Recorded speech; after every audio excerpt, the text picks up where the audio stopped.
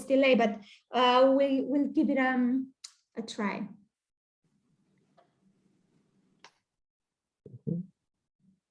Okay. Good afternoon, everyone. We have to apologize for this slight delay caused by some technical difficulties on our side. And I want to warmly welcome everyone to this online policy briefing organized by the European Policy Center with the Acting Director General in the Directorate General for European Neighbourhood and Enlargement Negotiations at the European Commission, Mr. Maciej Popowski. Mr. Popowski, thank you for accepting to join us again in order to present and discuss with us this year too the latest enlargement package, which was published by the European Commission last week. Yearly, the Commission takes stock of the progress made by the Western Balkan countries and Turkey on their respective path towards the EU entry and offers guidance on the reform priorities lying ahead. Having the Commission's assessment of where different EU aspirant countries in the region stand with regards to the adoption and implementation of fundamental reforms is of course very important, not least because the Commission's avis is supposed to subsequently inform member states' decisions on whether to allow countries to advance or not. But this year's enlargement package is all the more important because it comes at a time of massive geopolitical shifts, when the world is becoming more pluralistic, more competitive, is facing major and multiple challenges, and the EU is forced to rethink its foreign policy, including its engagement with its vicinity. What implications does the new security reality have for the EU's relationship with its closest neighbors, and what does the new enlargement package reveal in this regard? Mr. Popowski is here to help us read the package and hopefully also help us read between the lines of the package. We'll first listen to his briefing and then I'll open the floor for questions and comments from all of you in the audience. Our participants are of course welcome to send us at any time during the meeting written questions, short written questions, please. Using the dedicated chat box that you all see at the bottom of your screens. Alternatively, please click on the raise hand button and wait for me to give you the floor when the time comes. And with that, I turn to you, Mr. Popowski. Will you please get us started by walking us through the main findings and recommendations of this year's package? Corina, thank you very much. Thank you for the invitation again. We did it, I think, 2 years ago, 1 year ago, so it's a recurrent event. A tradition by now. Very, very grateful, and I hope you can see me and hear me. I'm a bit struggling with the angle of my camera, so you probably see too much of a ceiling in the Berlin, but doesn't matter. So it's a timely presentation because the package has just been published and is now being discussed in the Council and the Parliament. But there's one thing that has changed fundamentally since last year, and that's the overall context because of the war. The war and its implications, not only on the enlargement countries, but on the EU as a whole and on the enlargement policy as a whole. Because now we look at the enlargement once again from a geopolitical angle, and we see that enlargement is really back on the agenda of our leaders, judging from the time they spend since February discussing enlargement policy and its relevance. It has really become, as we sometimes call it, Chefsache. We all remember what happened in spring with the applications by Ukraine, Moldova, and Georgia, applications for membership. And they did it for a reason, because they also see enlargement policy as a guarantee for stability and security of their own and of Europe as a whole. That's why well, we did everything in record time, but by the book, which has always been an important point to to underline. And so the recommendation of the Commission was very clear: to grant candidate status to Ukraine and Moldova, and to offer candidate status to Georgia once they have taken a number of steps. And this line was followed by the EU leaders in June. And that created a certain momentum for the Balkans. First, the reaction to this new dimension of enlargement was that of apprehension. So the question was, what does it mean for us? But then we knew that we had to use this momentum to move ahead, and that's what happened. I mean, there was a little bit of a cliffhanger, I would even dare to say, in May, where we were not exactly sure whether we would be able to move ahead with North Macedonia and Albania, but we did. And in July, the EU held the first intergovernmental conferences with Albania and North Macedonia, and that was really a major breakthrough. We recommended that 3 years ago, but then it didn't happen, and so we immediately followed up, started the screening process, so the analytical examination of the acquis with both countries, actually in the same day. So the opening session, the opening of the screening with both countries happened right after the accession conferences in July. And the relevance of enlargement was confirmed by President von der Leyen in her State of the Union address. So she reminded that the Western Balkans, Ukraine, Moldova, and Georgia are all parts of the EU family, and their future is within the European Union. So that was once again confirmed. And of course, we welcome this call. It simply confirms the direction of travel. This is the broader context of this year's enlargement package, which in a way, adopted on the 12th of October, was the last of its kind, because as of next year, the enlargement report will grow bigger and include Ukraine, Moldova, and Georgia. So this time, we presented 7 reports covering Western Balkans and Turkey, or Turkey as it is now called when we speak in English or write in English.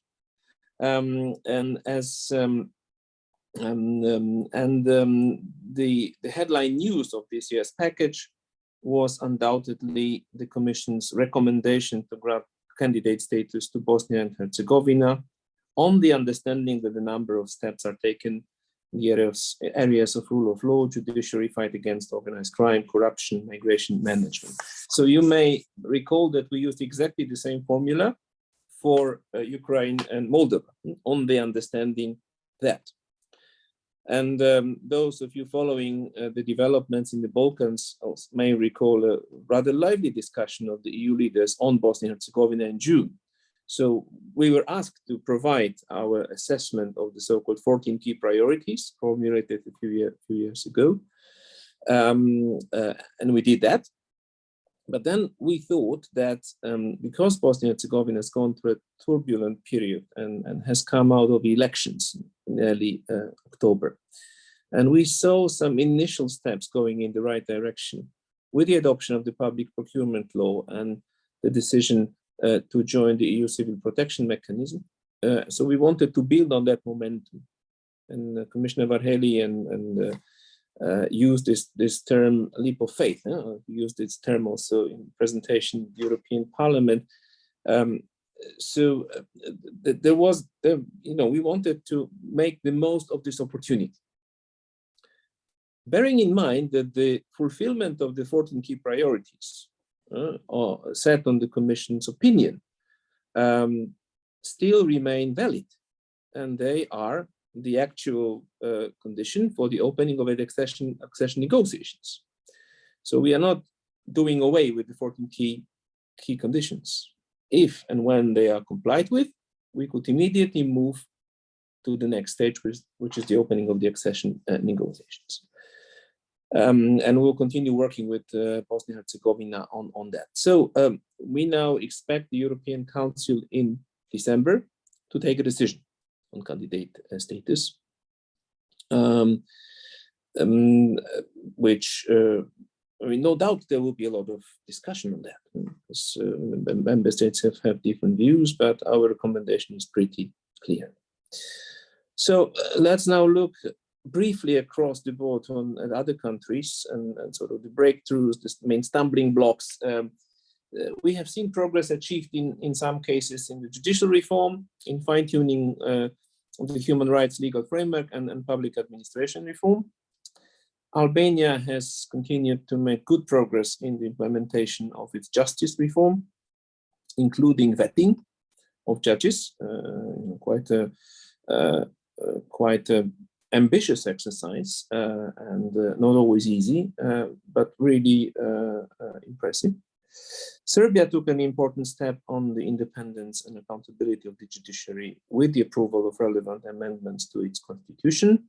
Kosovo made some progress in the fight against corruption. Montenegro made some progress on judiciary and fundamental rights, and North Macedonia made some progress on justice, freedom, and security. What we still need to see is stronger political will to establish a track record of reform implementation throughout the Western Balkans. And that's actually what we need from every accession country, not only the laws that have to be in place, but the track record in the implementation of those laws. A key issue emerging from this year's package was the importance of common foreign and security policy, so the so-called CFSP alignment in the enlargement process. So full alignment with the EU policy by Albania, Montenegro, and North Macedonia was of course noted, and it's a strong political signal of the strategic choice of EU accession. The significant increase in the formal CFSP alignment rate by Bosnia-Herzegovina and unilateral alignment by Kosovo are recognized and welcomed, whereas Serbia's CFSP alignment rate has substantially decreased over the reporting period, and Serbia is expected as a matter of priority to fulfill its commitment and progressively align with EU CFSP, including with restrictive measures in line with its negotiating framework. And then Turkey CFSP alignment further deteriorated during the reporting period. You mentioned, Corina, the to-do list that the aspirant countries should fulfill to advance the accession and to meet the EU standards. The practical to-do list, the game plan, if you want, might be different from one country to another, but the goalposts remain the same, and the basic requirements have not changed. Our focus on the fundamentals is as strong as ever. We expect the enlargement countries to advance reforms and demonstrate concrete progress in the rule of law, economy, functioning of democratic institutions, and public administration reform. Securing solid and irreversible achievements in all those areas remains decisive for meeting the requirements of EU membership. And the last couple of months, say since February, have demonstrated how the idea of joining a union built on freedom, democracy, rule of law, and the protection of fundamental rights remains a powerful vision for many citizens on our continent. So it's our responsibility to live up to those expectations and to further strengthen the enlargement policy based on strict but fair conditionality and the principle of all merits is our objective. So that will certainly drive forward transformation and help these countries advance on their EU path. Of course, looking specifically at the Balkans, and that would be my last comment, we have to deal with this sense of disillusionment that things have taken so long for different reasons. But I think the momentum in July was really a powerful signal.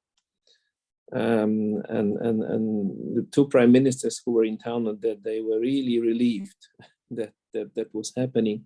We are building on that. Screening sessions are taking place now almost daily. We are making good progress. We are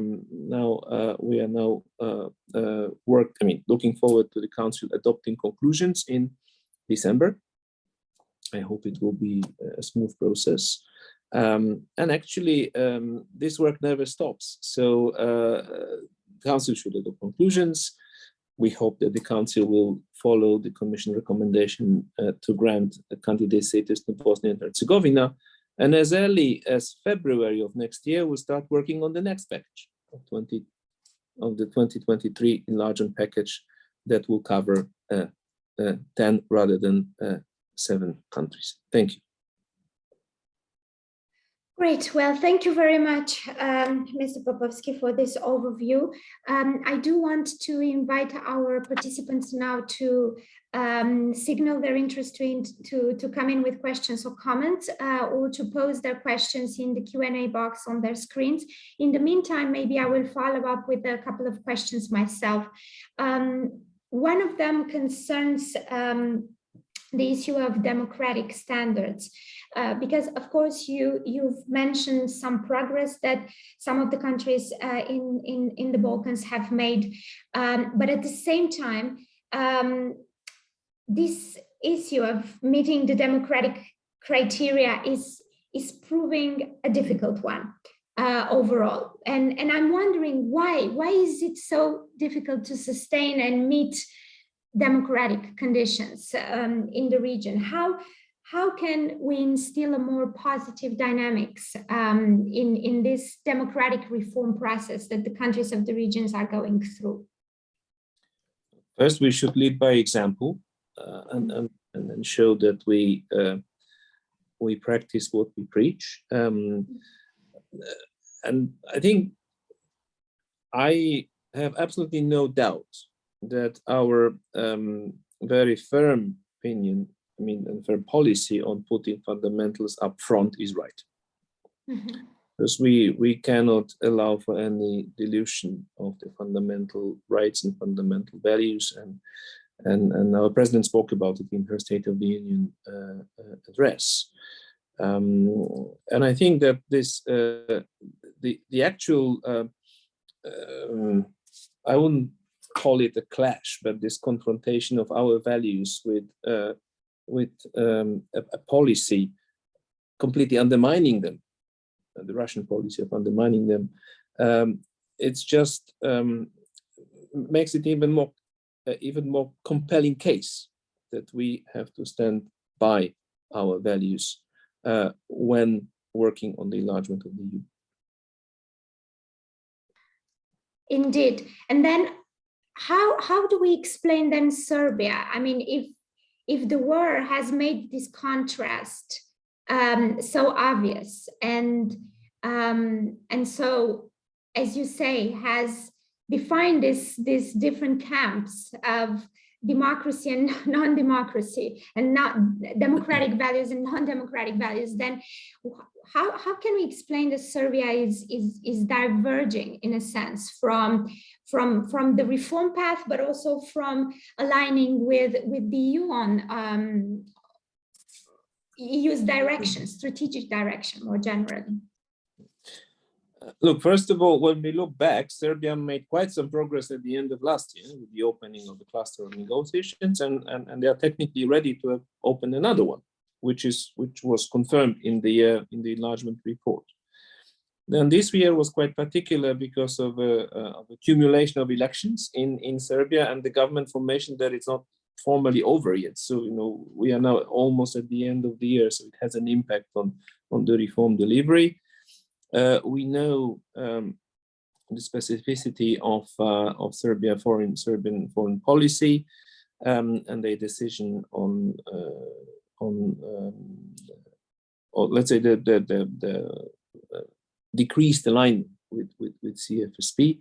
This is something that we keep discussing with the Serbian authorities at every occasion, and I'm sure President von der Leyen will do it herself when she goes on her Western Balkan tour at the end of this month. But it does not change our policy. I mean, we call on all candidate countries to align with the EU, CFSP in general, but more specifically with the EU sanctions. And then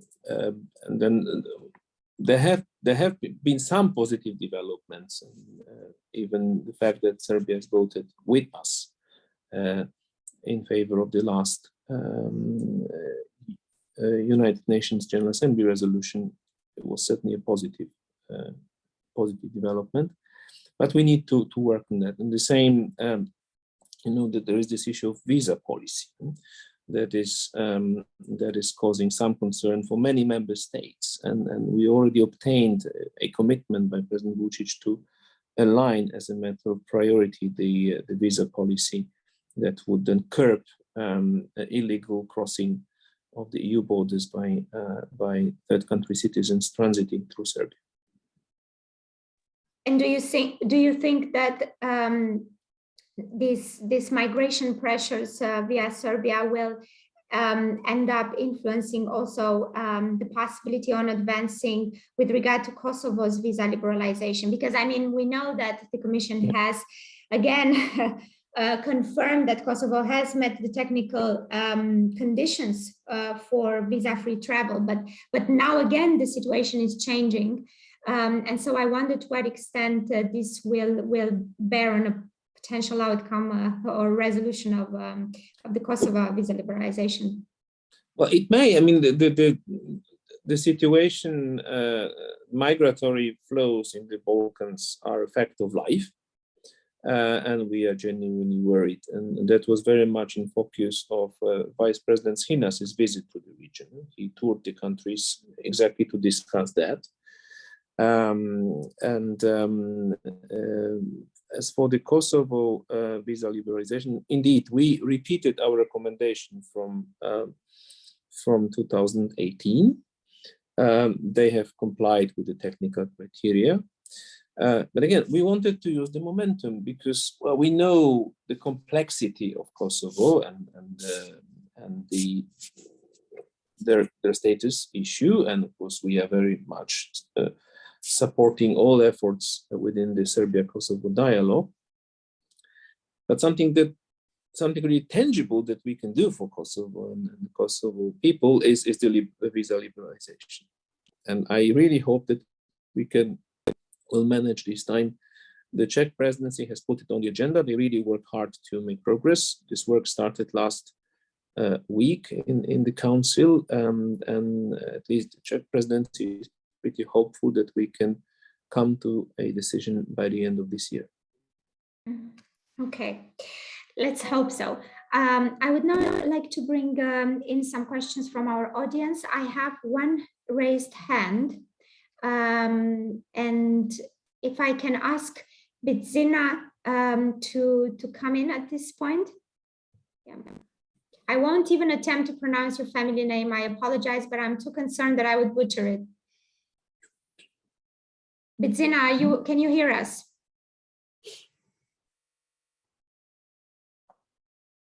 Okay. But I haven't asked for a question. I don't see even here whether it's okay. Your hand is up. So then, if you haven't asked for the floor, then I will. Yeah, please. From here, I don't see my hand.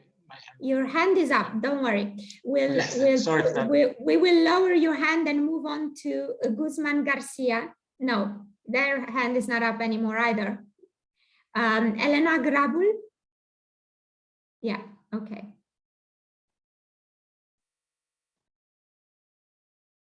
Elena, are you with us? Can you hear us?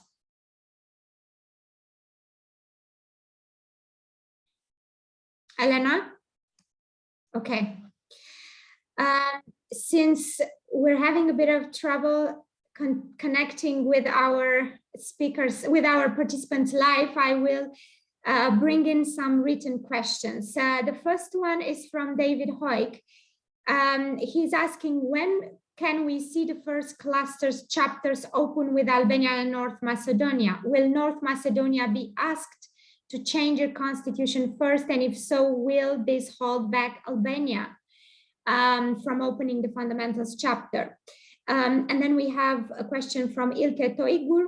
Are the difficulties that the EU is facing with Serbia, the front runner in the Western Balkans, discouraging overall advancements in enlargement policy? Even if we had a momentum on enlargement, can we assume the policy will be on track? So let's take these two questions first, and then we'll see if there are any more in the meantime. Mr. Maciej. All right. Thanks a lot. Look, I missed a bit of the second question, but I think I can handle this. For the opening of the clusters, I mean, it will still take some time. As I said, we are now in the process of screening. So the analytical examination of the, as we call it in the methodology, or it's as part of the criteria, ability to assume obligations of membership. So we are just analyzing the legislation of Albania and North Macedonia in comparison to the EU law. That's a normal process. It takes time. Luckily, we did it informally a few years back in 2018. So what we are doing now is an update, because the acquis, I mean, European legislation is evolving constantly. I mean, so we had to catch up. So we've done the multilateral, so a joint presentations, actually cluster by cluster, chapter by chapter. And now we are moving to the bilateral screening, where we will dig a bit deeper to look at the differences between the national legislation and the European law, the acquis. That would bring us to mid next year, probably. I mean, the calendar is not fixed. We're really doing fast. It's quite picking on it on the Commission side. So because we draw on colleagues from all the line DGs. We are not doing it ourselves in DG NEAR, but it takes time. I mean, as a young diplomat, I sat through endless screening sessions in Brussels, so I know what it means from my own experience. Once it's done, then we will prepare a screening report that will be presented to the member states. And then we'll have to come up with recommendations. And then once we see that the conditions are in place and the benchmarks have been met, then we can move to the opening of the accession on the first cluster. In case of North Macedonia, indeed, what is needed is this constitutional amendment. I don't want to speculate when it's going to happen. I assume by the end of next year. I mean, constitutional changes are time-consuming, and it's clearly spelled out in the conclusions of June. Once it has happened, then the opening of the accession negotiations will be almost automatic. It will happen. But we are not losing any time. So North Macedonia is going through an identical process as Albania.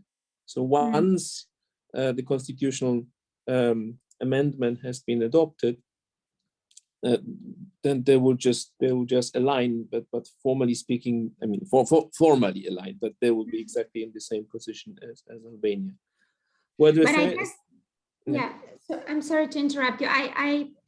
I guess the worry, or is, I would assume, is here that at least now, at present, North Macedonia does not have a sufficient majority to change the country's constitution, and so to recognize the Bulgarians as an official minority.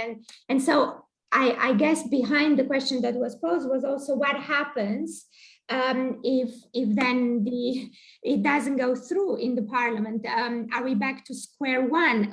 And what implications would that have for Albania in that case? First, I don't want to speculate. I mean, of course, changing any constitution is never easy. You need a super majority depending on the constitution itself. I mean, we saw it happen in different countries and in different contexts. So I simply hope that there will be a cross-party consensus to do that, because everybody understands how important it is and how long it has taken to get to that stage. Albania, not much will change in the sense that the Intergovernmental Conference with Albania formally opened the accession negotiation. This is done. So we want to keep this parallel track in order for North Macedonia not to lose any time. But there is no formal link. But we are certainly motivated to do as much as we can in this period in between. And I have to say that the North Macedonian government and the administration, they are really working very hard to get there, to be ready.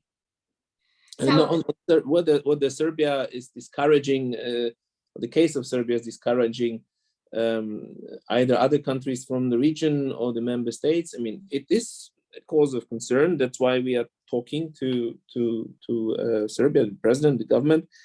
I hope that the new government will be in place very soon, so that we can resume regular political exchanges. And I mean, the first one to go there will be our president, but there will be many more contacts. And as I said, technically we are ready to move ahead, but other conditions have to be in place as well. Mm-hmm. Okay. I will try to bring in another participant. Andrew de Munter has raised his hand, so hopefully this time will be luckier. I unmuted myself. Perfect. We can hear you, Andre. Okay, thank you. Thank you. Hello, good afternoon. Hello. I'm a desk officer for two interesting countries in the European Parliament, Bosnia and Herzegovina and Turkey. My question would be on Bosnia and Herzegovina. I was there in the AFET committee when Commissioner Varhey came with that very upbeat message on granting candidate status, or the recommendation to grant candidate status, which was immediately hailed as historic, a word that is used way too often, I think, by Bisera Turkovic, the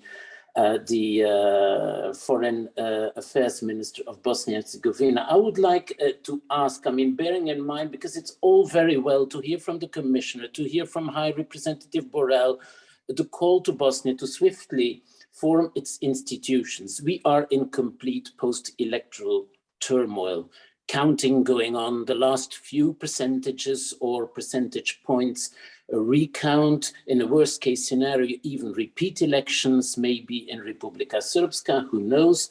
A context complicated by the imposition of decisions by High Representative Schmidt on election night, etc., etc.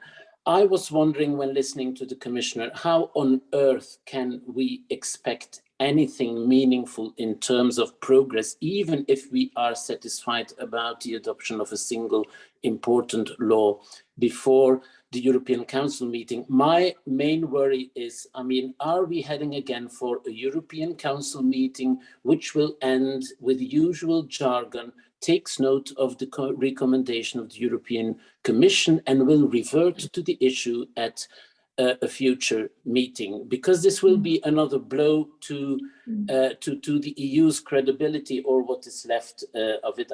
I think this is really a source for concern.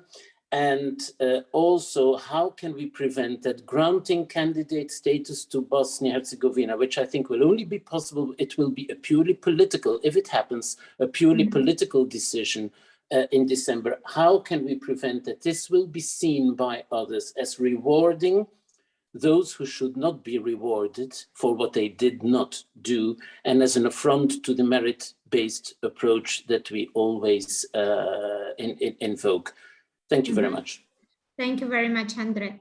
I'll take also the question from Marinko Raus. I see your hand is up as well. Yes, I unmuted myself. Do you hear me? Perfect. Yes, we hear you. Go ahead. Okay, I'm a policy officer with the European Committee of the Regions, working on enlargement, specifically with Montenegro and North Macedonia. However, my question to Mr. Popowski would go back one step to Serbia. Mr. Popowski, you were very diplomatic in your describing the situation of total disparity of Serbia's foreign and security policy with the EU foreign and security policy, because they are basically siding with Russia, which is doing an aggression on Ukraine, and so on. We are in the war, and President Vučić is not making a secret of it.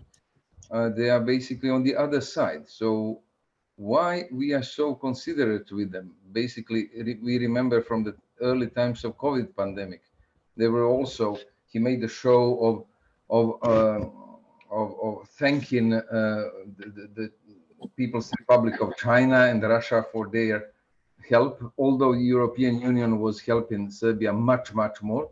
So why we are so I wouldn't say even patient, maybe naive with Serbia, because they decided, the current leadership obviously has decided to part ways with the EU, but we are still pouring millions into Serbia and still pretending they are a candidate country which can go further and so on. Thank you. Okay, thank you very much, Mr. Raus. Mr. Popowski, do you want to address these two questions? Look, it's for a reason that Commissioner Varhelyi used this expression "leap of faith" when he spoke in AFET, and he did the same actually in the college meeting. We must not ignore the politics of it. I was in the council building in June, accompanying President von der Leyen during first the leaders meeting with the Western Balkan countries and at the European Council. And actually we expected a very long discussion on Ukraine, and it took about 15 minutes. And then the leaders spent 4 hours talking about Bosnia. And there was a letter signed by, I think, 5 prime ministers from the region asking for candidate status. We cannot ignore that. So, and we were tasked to come up with a recommendation. We looked at the context and the changes taking place in the country. I mean, the elections, the risk of escalation, which is not to be completely excluded, and then nobody can be certain. We all have our experience with Bosnia, but even in this interim phase, the Bosnian Herzegovina, the federal parliament, can still take a number of important decisions, so that bring them more in line with the 14 key priorities. And once the authorities are in place, we hope to resume work. I mean, we need to be steady, but that was, I think that's an important proposition. It's not a free ride. And when, according to our own enlargement methodology, most of the steps during the enlargement negotiations are reversible. So if we see that there is no progress, then we will state it very clearly in our next report. Of course, it is a political decision to grant candidate status. Actually, Bosnia is even more advanced than the new candidates, meaning Ukraine and Moldova, because of the 14 key priorities.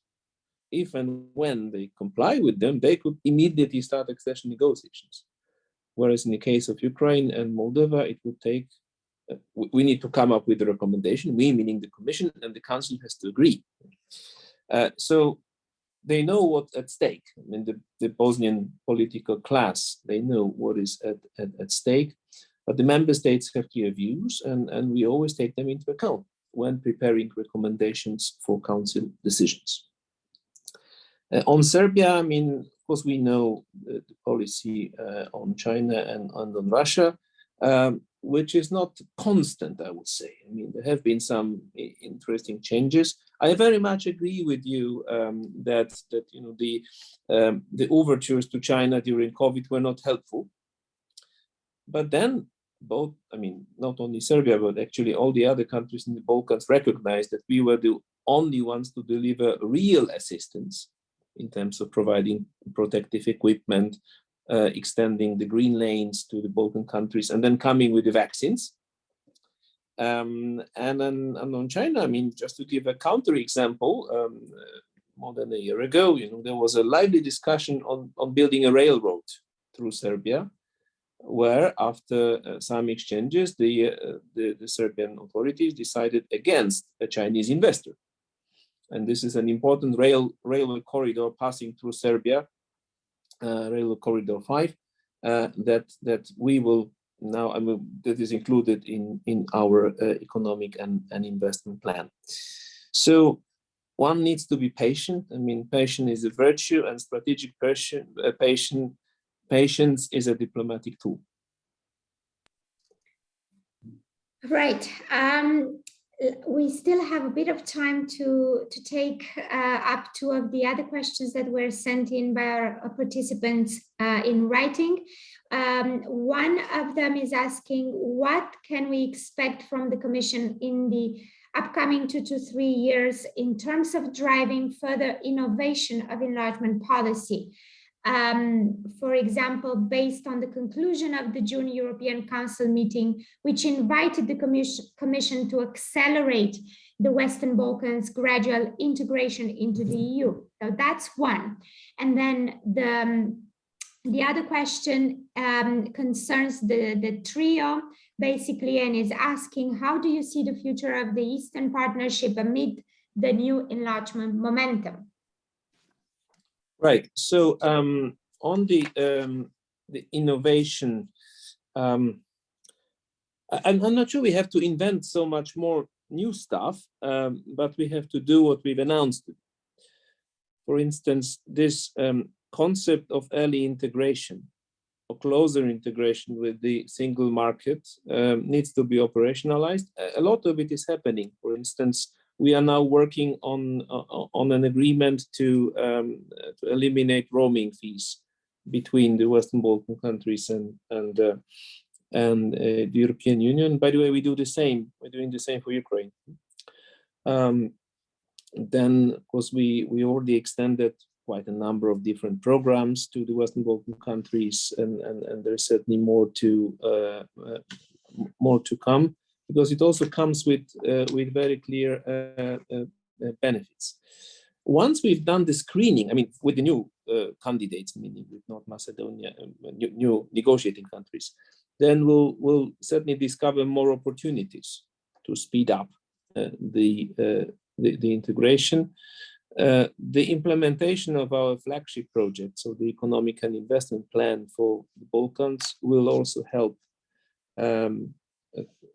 with the economic integration, and we really hope that the regional market will gradually develop, not as a substitute for the participation in the single market, but as a stepping stone.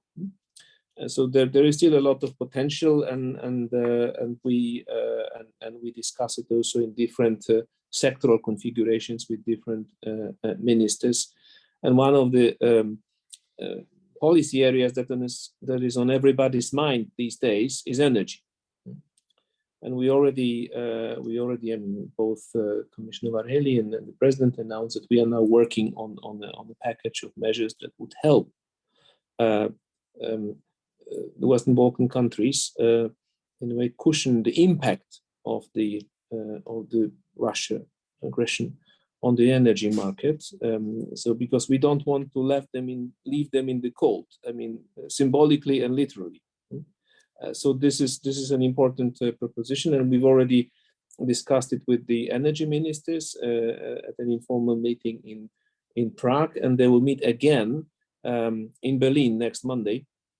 And this is as part of the preparatory process for the so-called Berlin Process Summit at the beginning of November. So on the trio and the Eastern Partnership, look, so the two countries are now candidate states.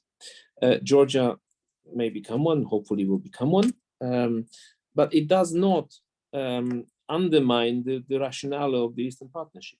We think we should keep it as it is because it still offers a lot of opportunities, in particular for economic cooperation, people to people. We still have a number of countries that don't have the European ambition and the European perspective. I mean, Armenia and Azerbaijan in particular. Belarus is a special case, we know it. And there is no contradiction between being a candidate country and working on the accession path and taking part in the Eastern Partnership. The beauty of the Eastern Partnership was first that it was very institutionally light because we didn't create any institutions, it's a process. And secondly, it was very much focused on tangible results. Roaming, Erasmus Plus, people-to-people contact. So something that is of real value.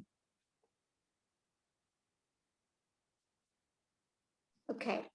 Well, I see there are no more questions from our audience, but before we close, one thing I wanted to maybe pick up on some of the things that you said. For instance, to ask your opinion about what to do with this regional market idea against the Open Balkans initiative. And there's a lot of talk about how the two clash, and with some maybe even suggesting that the two should be merged. And to what extent do you think that would be a good idea? And then with regard to helping the region through the winter, and with the consequences, coping with the consequences of the war, beyond helping them with the energy crisis effect, what else is the Commission or the EU planning? Because of course we know that there's also quite dire economic effects of the war and beyond. So I'm wondering if you can elaborate a little bit more also on that.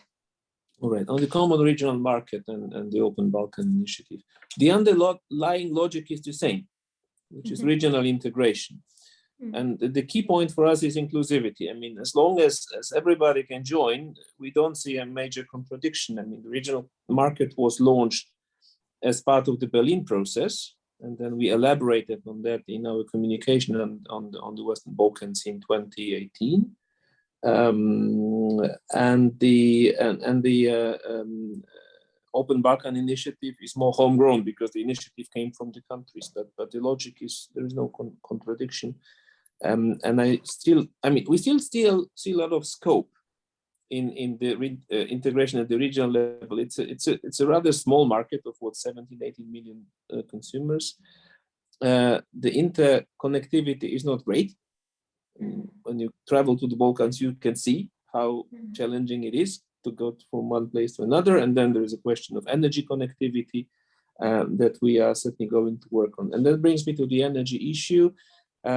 What we have in mind is first an sort of emergency package, so that we come with funding to help them through the winter, either to help the vulnerable, and that comes on top of other initiatives like the inclusion of the Western Balkan countries in the concept of a common purchasing platform for gas. But then the second part of this package that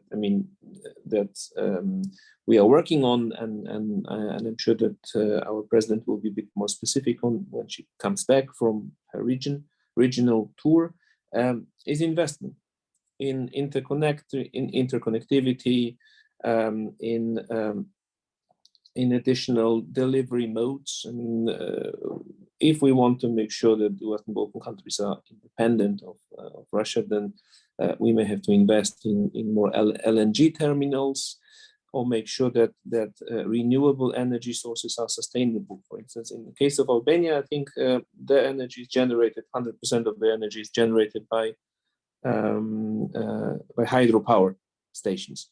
But now they're under pressure because of the low levels of water. And so these are, it's not something that we can just fix by pouring money into that, but we look at specific investment. And I think we have quite a number of good investment projects within the so-called Western Balkan investment framework.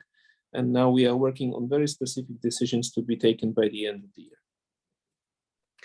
Okay, and a very last question concerns the European political community. And I wanted to ask your opinion about this initiative.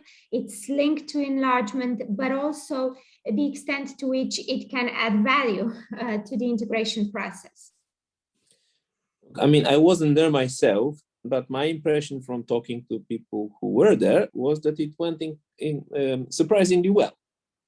And so, this rather large group of leaders spent a lot of face time together sometimes half jokingly, I call the European political community as a political co-working space for European leaders, because they are in one room and they can exchange freely on certain subjects, and it creates a positive dynamic. The attendance was good, everybody was there. The discussion on the list of attendees was quite long, but I think the format was absolutely right. So we are already looking forward to the next meeting in Moldova sometime next year.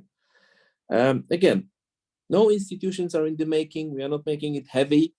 No contradiction with the enlargement process, because there are some participants in the EPC don't have European ambitions and will not develop them in the foreseeable future.